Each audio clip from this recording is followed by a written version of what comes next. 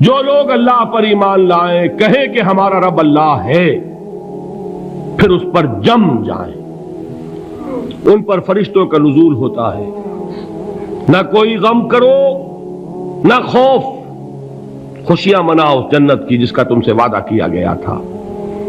اللہ کی ربوبیت پر اطمینان جب انسان کو ہو جاتا، میرا رب اللہ ہے، ربی اللہ، انسان کے لیے نہ کوئی کھٹکا، نہ کوئی خطرہ، نہ کوئی خوف، نہ کوئی حزن۔ جو کچھ ہو رہا ہے کس کے اذن سے ہو رہا ہے؟ اللہ کے اذن سے۔ اللہ کے اذن کے بغیر پتا تک نہیں ہلتا۔ یہ کوئی اندھا بہرا مادہ نہیں ہے جس سے مجھے کوئی خوف ہو۔ اندھا بھینسا چلا آ رہا ہو اس سے تو ڈرنے کا ہر انسان کو ڈرنا چاہیے، نہ معلوم کس کو ٹکر مار دے، لیکن نہیں، اس کائنات کو چلانے والا ایک سمیع و بصیر خدا ہے، وہ جو میرا دوست ہے، میرا ولی ہے۔ اللہ ولی الذین آمنوا یخرجہم من الظلمات الی النور۔ اللہ اہل ایمان کا ولی ہے، ساتھی ہے، پشت پناہ ہے، مددگار ہے، حمایتی ہے۔ بتائیے جسے یقین ہو جائے کہ اللہ میرا مددگار، اللہ میرا محافظ، اللہ میرا پشت پناہ، اللہ میرا حمایتی، اس کے لیے کوئی خوف ہوگا؟ اس سے کوئی ڈر ہوگا؟ میں مثال دیا کرتا ہوں ایک بہت سادہ، پنجاب کے دیہات کی۔ تو بڑا چودھری ہے اور کوئی غریب کسان ہے، اس غریب کسان کے جانوروں کو ہر وقت اندیشہ ہوگا چوری کا، کوئی میری بھینس کھول کر نہ لے جائے، کوئی میرا بیل کھول کر نہ لے جائے۔ لیکن جس کے بارے میں یہ سب کو معلوم ہو کہ وہ جو بڑا چودھری ہے وہ اس کا دوست ہے، اس کی بچیا کو کوئی خوف ہوگا؟ اس کی بھینس پر کوئی ہاتھ ڈالے گا؟ اسے کوئی اندیشہ ہوگا؟ نہیں۔ کیوں؟ کہ وہ بڑا چودھری، بڑا اس کا یہاں کا سردار، جاگیردار، سب کو معلوم ہے وہ میرا دوست ہے، کوئی میرے خلاف اقدام نہیں کر سکتا۔ اس دنیا میں یہ چھوٹی سی بات اگر آپ کے دلی اطمینان اور سکون کا باعث بن سکتی ہے تو ذرا تصور کیجئے۔ میں لفظ تصور استعمال کروں گا صرف اس لیے کہ اس کا ہم جس کو کہتے ہیں ادراک اور شعور کر نہیں سکتے، اگر کے ساتھ کر سکتے۔ اگر یقین ہو کہ اللہ میرا مددگار اور یقین ہو کہ اللہ ہر آن میرے ساتھ ہے، پھر کوئی خوف، کس کا خوف؟ کوئی شے اللہ سے بالا تر ہے؟ کوئی قوت اس سے زیادہ طاقتور ہے؟ کوئی اس کے ارادے کو بدلنے والا ہے؟ کوئی اس کی مشیت کے آڑے آنے والا ہے؟ یہی بات ہے جو حضور نے فرمائی، یہ ایمان کا حاصل ہے لب لباب،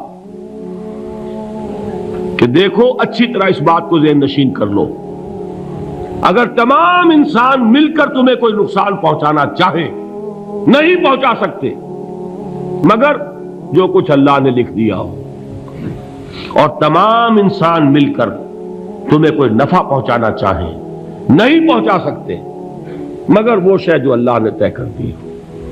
آپ پھر میں کہوں گا ذرا طاری کیجئے، اسے فرض کیجئے، اسے سوچئے، اگر اس حدیث پر ہمارا دل ٹھکا ہوا ہو تو کسی سے ڈر ہوگا؟ یہ مجھے نقصان نہ پہنچا دے، یہ میری رپورٹ خراب نہ کر دے، یہ میری انکریمنٹ نہ رکوا دے، یہ میرا یہ نہ بگاڑ دے، یہ میرا یہ نقصان نہ پہنچا دے۔ اس کا ڈر، اس کا ڈر، اس کا خوف، اس کی خوشامد، اس کے لیے جا کر طرح طرح سے اپنی عزت نفس کو ذلیل کروانا اس کے سامنے، یہ سب کچھ کیوں کرتا ہے انسان؟ جب سمجھتا ہے کہ اس کے ہاتھ میں میرا کوئی نفع ہے، اس کے ہاتھ میں میرے لیے کوئی ضرر ہے، یہ مجھے کوئی گزن پہنچا سکتا ہے، یہ مجھے کوئی نقصان پہنچا سکتا ہے، یہ میرا کوئی کام بنا سکتا ہے، یہ میری کوئی ضرورت پوری کر سکتا ہے، اسی کا نام شرک ہے۔ جہاں آپ نے یہ سمجھا کہ غیر اللہ کے اندر کوئی طاقت موجود ہے، وہی شرک ہے۔ بتوں سے تجھ کو امیدیں، خدا سے نومیدی، مجھے بتا تو صحیح اور کافری کیا ہے؟ شرک تو یہ ہے۔ جس پر بھی تمہیں یہ خیال ہے، کلمہ ہے یہ کلمہ سوم، لا حول ولا قوت الا باللہ، ذرا اس پر دل کو کبھی اگر آپ تصور کریں، پھر فرض کریں دل ٹھک جائے، اس پر کوئی طاقت نہیں۔ یہی بات تھی جو شیخ عبد القادر جیلانی رحمۃ اللہ علیہ نے اپنی وصیت میں اپنے بچے سے کہی۔ 11ویں دینے والے ہیں، لیکن حضرت شیخ عبد القادر جیلانی کی وصیت اور تعلیمات کو کتنے لوگ ہیں کہ جانتے ہو؟ یہ جن مقامات تک پہنچے ہیں وہ کس چیز کی بدولت پہنچے؟ انہوں نے جو پیغام دیا وہ کیا تھا؟ اے میرے بچے، جس طریقے سے قرآن مجید میں حضرت لقمان کی نصیحتیں جو ہے نقل کر دی گئی ہیں، میں یہ عرض کروں گا بالفرض اگر قرآن حضرت عبد القادر جیلانی کے بعد نازل ہوا ہوتا تو شیخ عبد القادر کی یہ نصیحتیں بھی قرآن میں درج ہوتی۔ اتنی اونچی نصیحتیں ہیں۔ اے میرے بچے، اس حقیقت کو ذہن نشین کر لے، لا فاعل فی الحقیقت ولا مؤثر الا اللہ۔ اس کائنات میں نہ کوئی فاعل حقیقی ہے نہ مؤثر حقیقی ہے سوائے اللہ کے۔ کسی شے میں کوئی تاثیر نہیں اگر اللہ نہ چاہے۔ آگ جلا نہیں سکتی اگر اللہ نہ چاہے، پانی ڈبو نہیں سکتا اگر اللہ نہ چاہے، زہر ہلاک نہیں کر سکتا اگر اللہ نہ چاہے، کوئی چیز فائدہ نہیں پہنچا سکتی اگر اللہ نہ چاہے۔ تو در در پہ کیوں سر جھکاتے ہو؟ در در پر کیوں جبیں سائی کرتے ہو؟ سب کے سامنے کیوں ہاتھ پھیلاتے ہو؟ ایک اللہ سے مانگو، ایک اللہ کے سامنے زمین پر اپنی جبین رکھو۔ لا فاعل فی الحقیقت ولا مؤثر الا اللہ۔ نظر آتا ہے ہمیں کہ پانی پیاس بجھا دیتا ہے، پیاس بجھانے کی صلاحیت پانی میں نہیں ہے، اللہ کے اذن سے۔ کھانا بھوک مٹا دیتا ہے، بھوک مٹانے کی صلاحیت کھانے میں نہیں ہے، اذن رب میں ہے۔ دیکھیے یہی یقین تھا حضرت موسیٰ علیہ السلام کا واقعہ یاد کیجئے۔ سامنے سمندر آ گیا ہے، قوم دیکھتی ہے پیچھے کہ گرد و غبار کا طوفان ہے۔ معلوم ہوا کہ فرعون اپنے لشکر سمیت آ گیا ہے۔ لشکر جب چلتا تھا تیز رفتاری کے ساتھ تو گرد و غبار کا جو طوفان اٹھتا تھا اس کا تصور کیجیے، اور لمحہ بلمحہ وہ قریب آ رہا ہے۔ پوری قوم نے کیا کہا؟ اے موسیٰ انا لمدرکون، اے موسیٰ ہم تو پکڑے گئے۔ قرآن مجید نے تو یہاں وہ باتیں نہیں لکھی ہیں، لیکن تورات میں یہ درج ہے کہ بنی اسرائیل جھگڑنے لگے، دست و گریبان ہو گئے موسیٰ کے ساتھ۔ موسیٰ ہمیں یہاں مروایا لا کر، اس سے تو ہم ہی بہتر تھے، وہاں کھانے کو ملتا تھا، زندگی تو تھی، بیگار ہم کر رہے تھے، موت تو نہیں تھی۔ اب جو کچھ ہوگا اس کا تصور کرو، جس طریقے سے ہمارے ٹکڑے اڑائے جائیں گے۔ تو لڑ رہے ہیں حضرت موسیٰ علیہ السلام سے، یہ تورات کی تفصیل ہے۔ قرآن میں صرف اتنا آیا ہے، پریشان ہو کر انہوں نے کہا انا لمدرکون، موسیٰ ہم تو پکڑے گئے۔ اس وقت موسیٰ کا جواب کیا ہے؟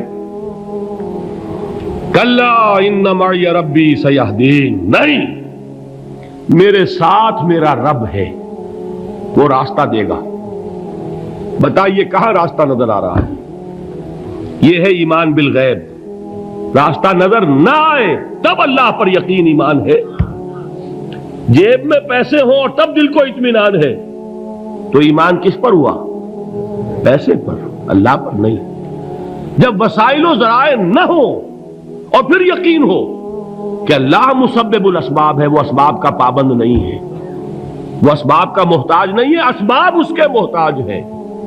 اگر یہ یقین ہے تو اللہ پر ایمان ہے، یہ نہیں ہے تو تمہارا ایمان اسباب پر ہے، وسائل پر ہے، ذرائع پر ہے، مادیات پر ہے، اللہ پر نہیں۔ اس وقت کہاں راستہ تھا؟ کوئی راستہ تھا؟ سمندر ہے اور ادھر سے لشکر آ گیا ہے۔ کلا ان معی ربی سیہدین۔ اب دیکھیے ایمان کہہ دینا آسان ہے، ہوا معکم اینما کنتم، جہاں کہیں بھی تم ہوتے ہو اللہ تمہارے ساتھ ہوتا ہے، لیکن اس کا یقین قائم ہو جائے تو زمین و آسمان کا فرق واقع ہو جائے۔ یہی بات ہوئی حضور کے ساتھ۔ غار ہے، چھپے ہوئے ہیں محمد الرسول اللہ اور آپ کے وہ یار غار ابو بکر صدیق رضی اللہ تعالی عنہ۔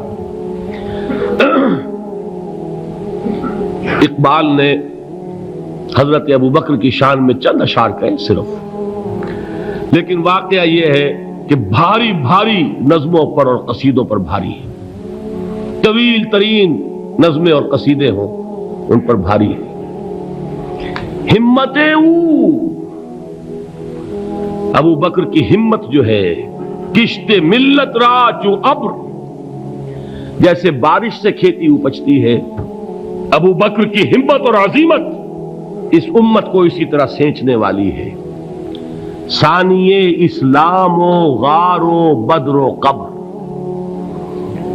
وہ دوسرے تھے اسلام میں، دوسرے پہلے کون تھے؟ انا اول المومنین، حضور فرماتے ہیں سب سے پہلا ایمان لانے والا میں، دوسرے ابو بکر۔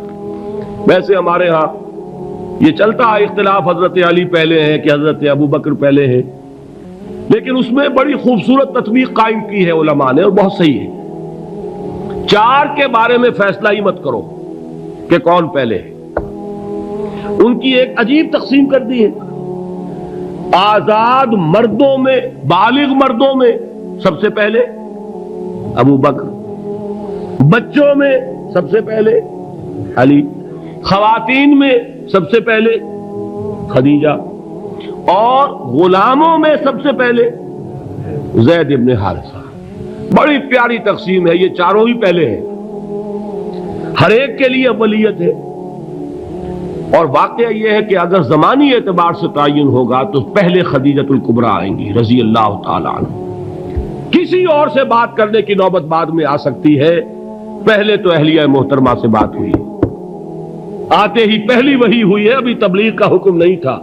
کس کو بتایا واقعہ؟ ابھی اپنی نبوت کی تبلیغ کا تو حکم ہی نہیں آیا، واقعہ کس کا ہے؟ وہ خدیجہ کا ہے۔ جب کہا ہے کہ خشیت علی نفسی، مجھے اپنی جان کا اندیشہ ہے، تو کیا جواب دیا خدیجہ نے رضی اللہ تعالی عنہا؟ وہ صدیقۃ الکبریٰ ہے۔ صدیقات جو ہے خواتین، ان میں چوٹی پر خدیجۃ الکبریٰ ہے رضی اللہ تعالی عنہا، اور صدیق جو مرد ہیں ان میں صدیق اکبر ہے ابو بکر صدیق رضی اللہ تعالی عنہ، لیکن صدیقات میں چوٹی پر۔ جب حضور نے فرمایا خشیت علی نفسی، کیا فرمایا، کیا عرض کیا، کیسے تسلی دی؟ نہیں اللہ آپ کو ضائع نہیں کرے گا، آپ غریبوں کے ہمدرد ہیں، آپ مساکین کے تکالیف رفع کرنے والے ہیں، آپ بیواؤں کی سرپرستی کرتے ہیں، آپ مسافروں کی خدمت کرتے ہیں، اللہ آپ کو ضائع نہیں کرے گا۔ یہ یقین ہے اس خاتون کے اندر۔ خیر وہ ایک علیحدہ بات ہو جائے گی۔ میرے دل پر حضرت خدیجہ رضی اللہ تعالی عنہ کی شخصیت کا بڑا گہرا نقش ہے، جو وہ کوئی اور ہی وقت اور موقع ہوا تو بیان ہوگا۔ بہرحال اقبال نے ایک مصرے میں جو چار اولیتیں جمع کر دی ہیں، ہمتیں او کشت امت را چو ابر، ثانی اسلام و غار و بدر و قبر،